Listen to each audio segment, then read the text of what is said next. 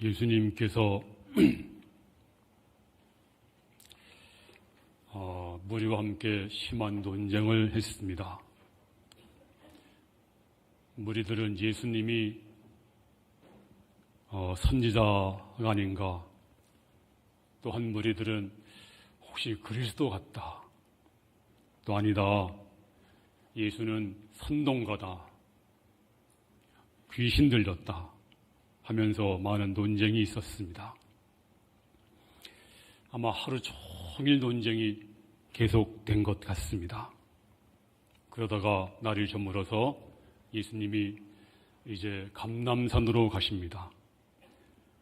성지순례를 갔다 오신 분들은 아시겠지만 예루살렘에서 골짜기가 하나 있습니다. 그 골짜기 건너편에 감람산이 있습니다. 예수님이 거기서 하룻밤을 보내십니다. 그리고 그 다음날 아침에 다시 예루살렘 성전으로 오셨습니다. 그랬더니 사람들이 또 몰려들었습니다. 그들에게 말씀을 가르쳤습니다. 한참 말씀을 가르치고 있는데 갑자기 서기관과 바리새인들이 의기양양하게 등장합니다. 또 그 뒤에는 사람들, 군중들이 뒤따르고 있었습니다. 이래 보니까 한 여자를 끌고 왔습니다. 그 여자 행색이 말이 아닙니다. 아마도 머리채를 끌고 온 것 같습니다. 자, 그들이 예수님에게 이렇게 질문했습니다. 예수님, 이 여자가 간음하다가 현장에서 잡혔습니다. 모세 율법에 보면 이런 여자는 돌로 치라고 했는데 당신은 어떻게 말씀하겠나이까? 자, 왜 이렇게 했는지 오늘 본문 6절은 이렇게 말씀하고 있습니다. 다 같이 시작. 그들이 이렇게 말하면 고발할 조건을 얻고자 하여 예수를 시험함이러라. 자, 이 여자를 왜 끌고 왔을까요? 그 목적은 예수를 고발할 조건을 얻고자 하여, 이것이 목적이었습니다. 예수를 고발하려고, 함정에 빠뜨리려고. 그래서 주님께 찾아와서 이제 시험을 합니다. 그래서 만약 예수님이 그래? 그러면 모세 법대로 돌로 쳐 라고 말하면, 그 당시에 로마가 지배하던 때입니다. 사형 집행권은 로마에게 있습니다. 그런데 예수님이 돌로 치라고 하면, 그리고 진짜 쳐버리면 로마 법에 걸리게 됩니다. 그래서 고소거리가 됩니다. 또 돌로 쳐라고 말하면, 아니 어제까지 예수님이 원수를 사랑하라, 용서하라 이렇게 말씀했는데 돌로 치라고? 야, 그럼 예수님이 완전히 가짜구나, 그 가르침은 가짜구나, 이렇게 또 빌미를 줄 것입니다. 그런데 또 반대로 돌로 치지 말라 이렇게 말하면 모세 율법을, 성경을 정면으로 어기는 것입니다. 그래서 그 당시 사람들은 로마 법도 중요하지만 하나님의 율법, 율법대로 살던 시대입니다. 그래서 예수는 율법을 어긴 모세 율법을 어긴 사람이다 이렇게 고발을 하고 정죄할 수가 있습니다. 그래서 돌로 치라고 해도 문제고, 궁지에 몰리고, 치지 말라고 해도 올무에 걸립니다. 진퇴양난입니다. 자, 우리 자세히 보면, 다시 잘 보면 바리새인과 서기관들의 아주 교활한 음모를 볼 수가 있습니다. 자, 4절 말씀 보면 시작. 예수께 말하되 선생이여, 이 여자가 간음하다가 현장에서 잡혔나이다. 모세는 율법에 이러한 여자를 돌로 치라 명하였거니와 선생은 어떻게 말하겠나이까? 자, 선생님, 이 여자가 간음하다가 현장에서 잡혔습니다. 모세 율법에는 이런 여자를 돌로 치라.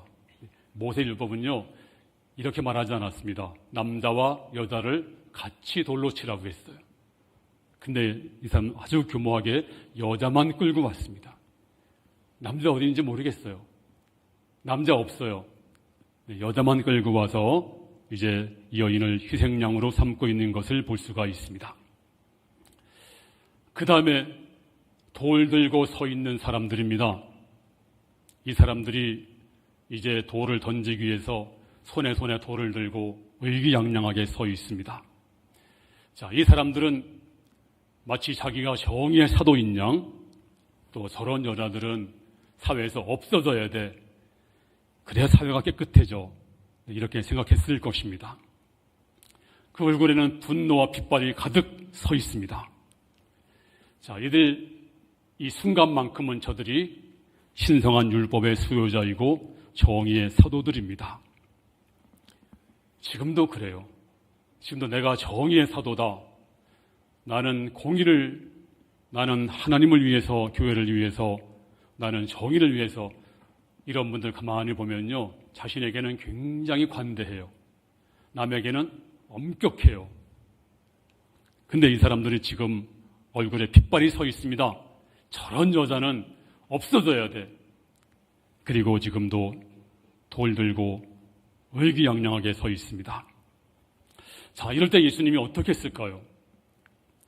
오늘 6절 하반절부터 보시면 시작. 예수께서 몸을 굽히사 손가락으로 땅에 쓰시니 그들이 묻기를 마지 아니하는지라. 이에 일어나 이르시되 너희 중에 죄 없는 자가 먼저 돌로 치라. 자, 예수님이 그 말 듣고 그 긴박한 순간에 무슨 말을 한다고 하더라도 문제가 생깁니다. 지금 사람들은 흥분하고 있습니다. 돌을 들고 있습니다. 군중 심리가 발동되고 있습니다. 아우성을 치고 있습니다. 마치 시당 바닷가와 같습니다. 이런 가운데 예수님이 무슨 말씀을 한들 저들이 귀담아 듣는 그런 시간이 아닙니다.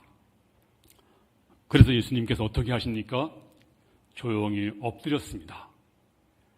그리고 땅에다가 글을 쓰십니다. 한참 지난 다음에 아마 사람들이 궁금했을 거예요. 도대체 무슨 글씨를 쓰시나? 그 시장 바닥 같은 곳이 조용해졌습니다. 그리고 궁금했습니다. 시간이 지난 다음에 예수님께서 일어나서 이렇게 말씀하십니다. 너희 중에 죄 없는 자가 돌을 들어 이 여자를 쳐라. 그랬더니 한 사람, 두 사람 전부 돌을 버리고 다 갔다. 이것이 본문입니다. 저는 이 말씀을 상고하면서 한번 곰곰이 생각해 봤어요. 그래도 옛날 사람이니까 그래도 양심의 가책이 있어서 갔지. 아마 지금 같으면 어땠을까? 아마 지금 같았으면 사람들이 내가 옳다는 걸 증명하기 위해서 돌로 쳤을 거예요.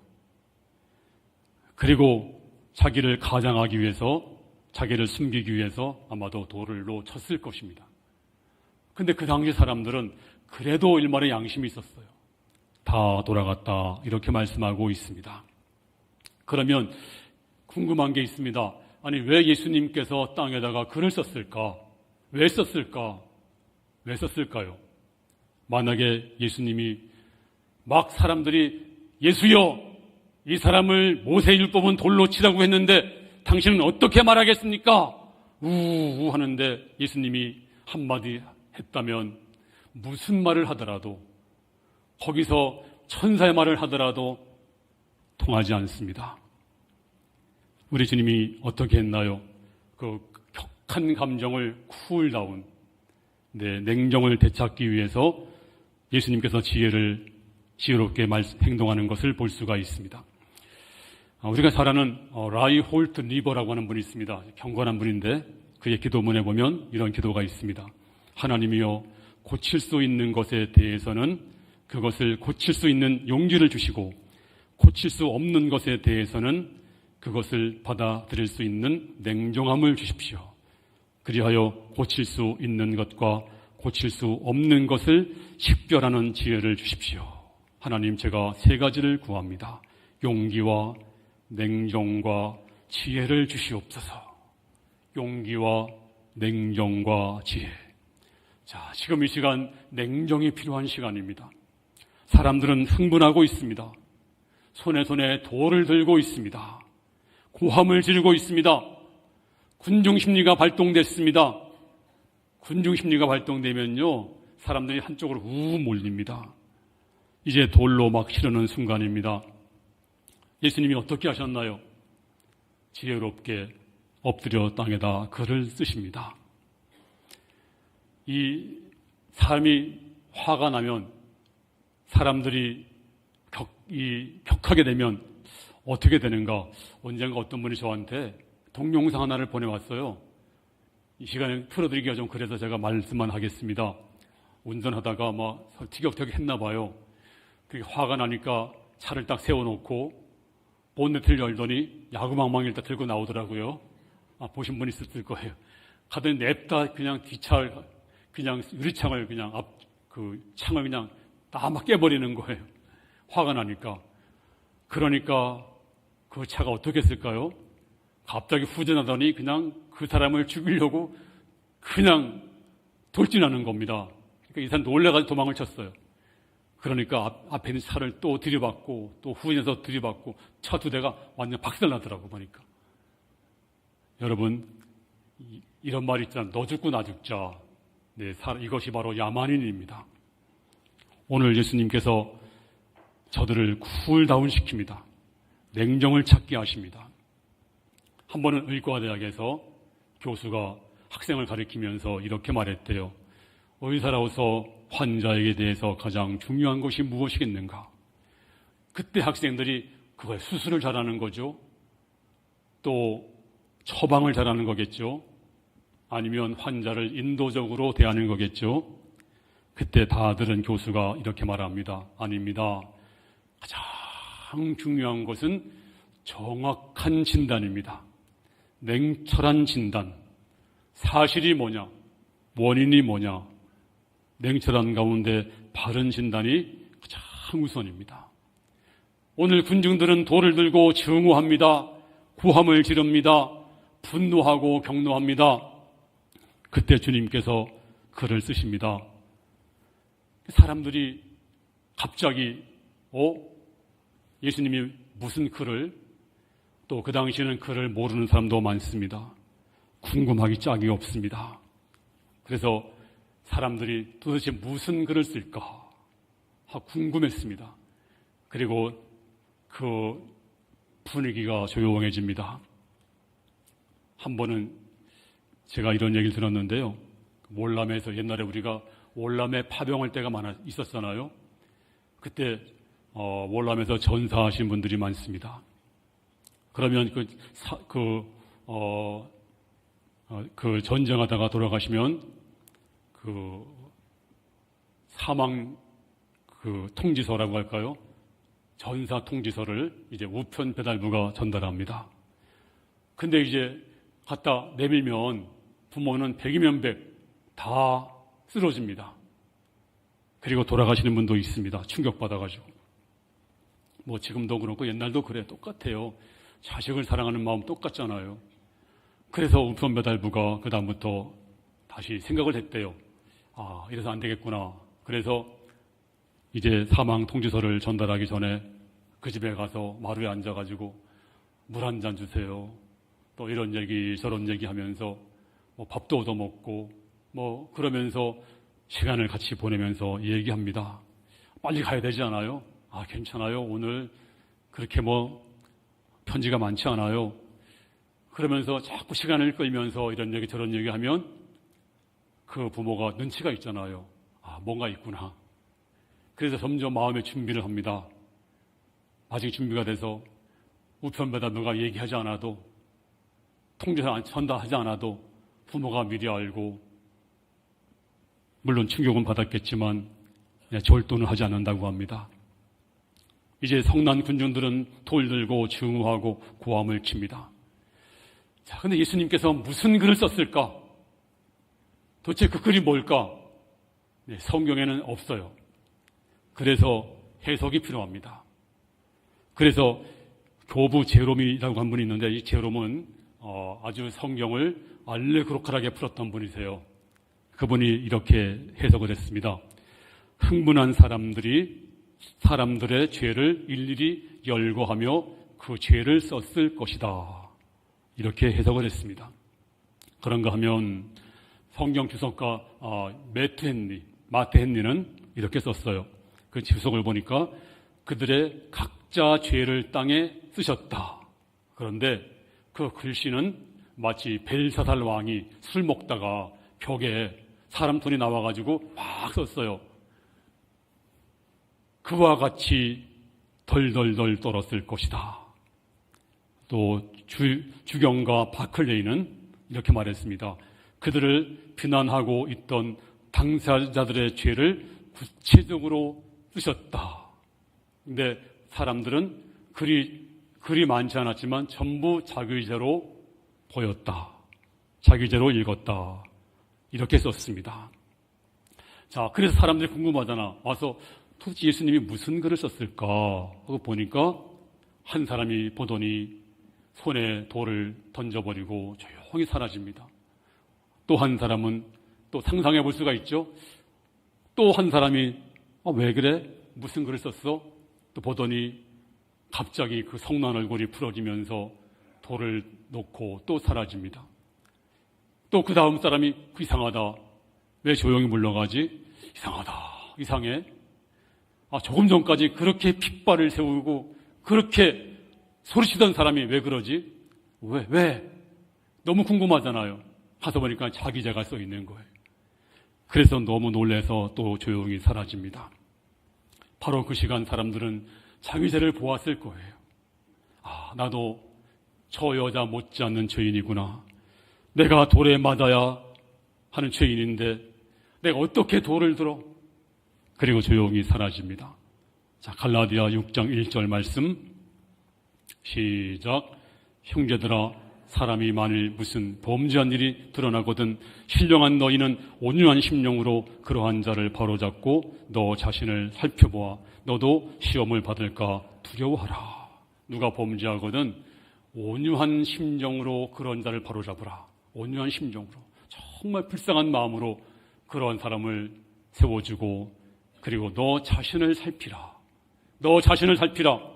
앞사람이 넘어지면 내가 넘어지지 않을까 자신을 살펴야 됩니다. 앞차를 남의 집에 불이 났으면 우리 집도 살펴야 됩니다. 살펴라 너 자신을. 또 주께서 친히 말씀하시기를 마태복음 7장 3절에 시작. 어찌하여 형제의 눈 속에 있는 티를 보고 내 눈 속에 있는 들보는 깨닫지 못하느냐. 주님이 친히 하신 말씀이세요. 왜 남의 눈에 티만 보느냐? 네 눈 속에 들보가 있다. 들보가 뭔지 아세요? 대들보예요. 그러니까 이건 상징이잖아요. 어떻게 눈 속에 대들보가 들어가겠어요? 근데 티끌과 비교도 할 수 없는 게 내 눈 속에 있는데 네가 뭔데 남을 비평해? 뭔데 네가 남에게 그렇게 해? 먼저 내 눈 속에 있는 들보를 빼어라. 그렇습니다. 레마르크라고 하는 사람이 쓴 서부전선 이상 없다 책이 있습니다. 아마 보신 분도 있을 거예요. 많을 거예요. 또 영화도 나왔습니다. 이 소설은 세계대전 때 전범국 독일이 이제 그 어느 마을에서 친구들 7명이 차원에서 입대합니다. 전쟁에 나가고 싶어서 막 미치는 거예요. 전쟁 나니까. 그러니까 나라 그냥 어떤 게 발동해서 그런지 차원에서 이제 이 소년들이 입대하게 됐습니다. 근데 전쟁이 장난인가요? 전쟁하다가 6명이 다 죽었어요. 한 명이 남았습니다. 이 한 명이 그 전쟁 중에 그냥 막 적과 마주서서 무자비하게 막 총을 난사합니다. 나중에 막 서서 막 난사를 해 총을. 한참 쏘다 보니까 조용해요. 그래서 이제 총 들고서 혼자 가봤어요. 갔더니 다 죽었어요. 다 죽었는데 금방 죽은 사람, 막 피 흘리고 죽어가는 사람, 막 괴성을 지르는 사람, 나둥거러지는 사람 보면서 하나하나 보다가 그가 갑자기 절규합니다. 뭐라고 절규하죠? 나는 이제 비로소 당신들이 나와 똑같은 인간임을 깨달았노라. 내가 죽인 당신도 나처럼 어머니가 있고, 당신도 나처럼 누이 동생이 있고, 나처럼 친구가 있는 나와 똑같은 사람인 것을 깨달았노라. 당신들도 나처럼 죽음에 대한 두려움이 있을 것이고, 당신들도 나처럼 여기 죽어 누워있지만 사랑하는 어머니가 있을 것이고, 그 어머니가 울면서 보냈을 것이고, 지금도 나처럼 조마조마하게 나를 기다리고 있는 것처럼 당신도 그럴 것이고, 그러면서 절규합니다. 당신과 나는 똑같은 인간임을 깨달았노라. 물론 그 작가의 글이겠지만 이 클라이맥스입니다. 그렇습니다. 여기 머리가 헝클어져 이제 나둥그러져 있는 이 여자가 누굴까요? 우리와 다를까요? 우리와 똑같은 인간입니다. 군중들은 저런 인간은 다 쓰레기야. 다 죽어야 돼. 없어져야 돼. 그래 사회가 깨끗해져. 근데 그 여자도 우리와 똑같은 감동을 가지고 있어요. 그 여자도 우리와 똑같이 고통을 느끼고 있고, 똑같이 아픔을 느끼고 있고, 지금 저렇게 헝클어져 있지만 저 여자도 부모에게 태어났었고, 또 행복하게 살고 싶은 마음이 있었을 것이고, 주님께서 말씀하십니다. 저 여자 너희와 다를 바가 뭐가 있느냐? 죄 없는 자가 돌을 들어 돌을 던져 저를 치라. 너희와 똑같이 자비가 필요하고, 너희와 똑같이 고통을 용서가 필요하고, 똑같은 사람이다. 죄 없는 자가 돌로 치라. 누가 누구를 비난합니까? 누가 누구를 비방합니까? 우리 현대인들의 결정적인 죄가 뭔지 아세요? 자기를 잃어버리고 사는 것입니다. 아니, 잃어버린 것조차도 몰라요.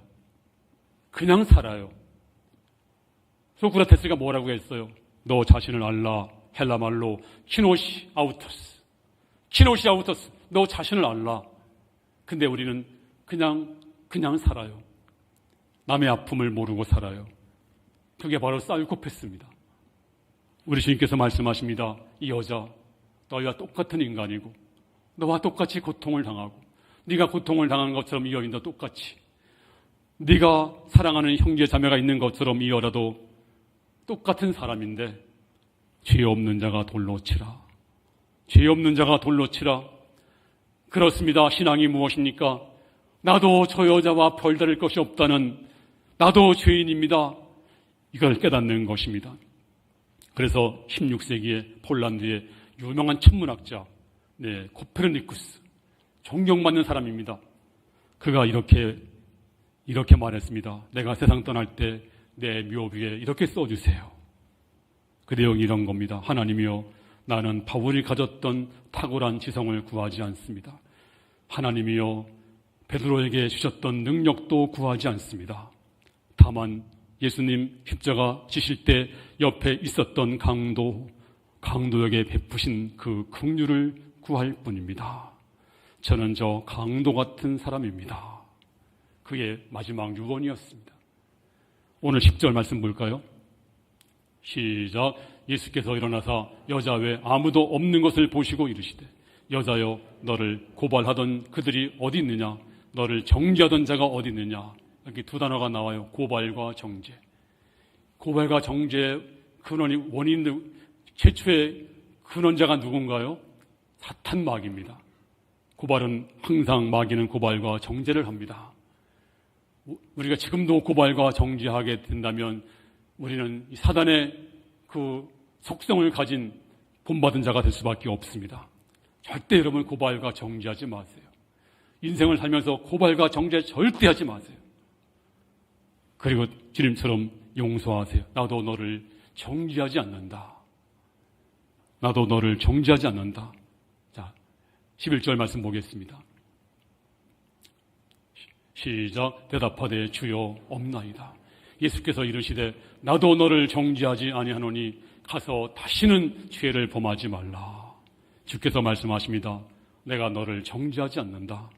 다시는 죄를 짓지 말라. 그렇습니다. 바로 오늘 주님께서 말씀하십니다.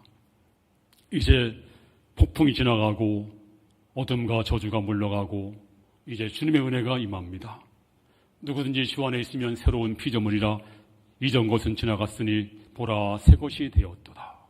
지금 떨고 있는 여인에게 주께서 용서의 말씀을 하십니다. 이제 우리가 할 것이 무엇입니까? 하나님, 나도 긍휼히 여겨 주옵소서. 저 여자처럼 말입니다. 내가 너를 정죄하지 않는다. 주여 내게도 말씀해 주시옵소서.